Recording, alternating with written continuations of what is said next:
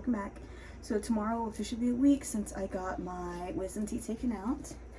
But today is the day that I actually finished John Dies at the End. At the ending of chapter 15, if y'all remember, they are sucked through this black goop. That's what I'm gonna start calling it. Chapter 16 starts with David becoming conscious, realizing that he's went through this black goop and he is falling, but he's like caught in a net and he's like slowly getting lower down, but he thinks are angels, but they're not really angels. They're just faceless people with hoods on that cover like their top chest, and the rest is just naked, and they said it's because it would make them feel more comfortable.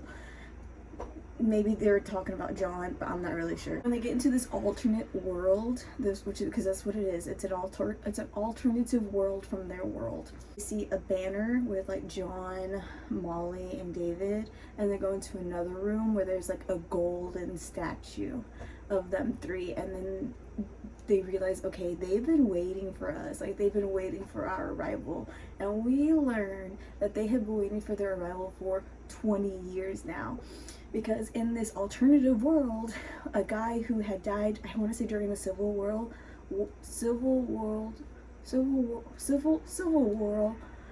died during the Civil War in like David and John's world, did not die in this alternative world, and he came up with this thing called bestiology, which is not what John thinks it is. Instead of using computers to come up with with intelligence, in bestiology, they use animals to come up with intelligence.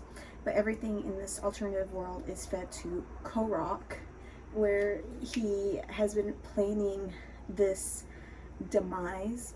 John gets Molly to defecate everywhere, so that way she could start like dropping all these bombs, like actual like bombs, not like, never mind.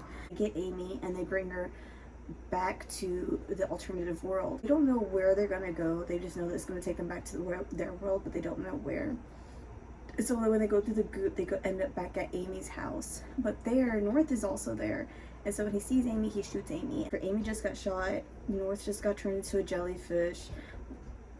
David makes the realization that he needs to go back to the mall to get his Bronco. So on the way there, a guy picks them up. David says that he wished that it would have been him that died instead of Amy, because Amy didn't deserve any of it. They get the car, they go back to his house. When they walk in, Amy's there, she's alive, and she's standing over David's corpse. And that is the ending of chapter 16. That vlog pretty much covers like what happens after the interview.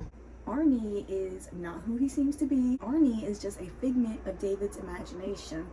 And we also learn that David is not David. David is also, I want to say he's not a figment of anybody's imagination. He is just a replacement from the alternative world from this world. Amy's in Utah. She moves back. She gets engaged with David. Molly's alive. And like I said, Arnie isn't Arnie. And I don't, the title of it is John Dies at the End, but John died at the beginning. So now I have like a curious thought that maybe John that's with them isn't John that was there in the beginning. John is probably like a replacement. But I gave the book a 4 out of 5. I think it's it's something that I needed to read, considering that the books that I was reading earlier were very like dystopian books. So this is a really good like palate cleanser. It was really fun. It was really entertaining. It reminded me a lot of The Hitchhiker's Guide to the Galaxy, and it also reminded me a lot of Fear and Loathing in Las Vegas. It's kind of like a mixture of those two, just the high like craziness of it. But that is John Dies at the End. Hope you have a great day.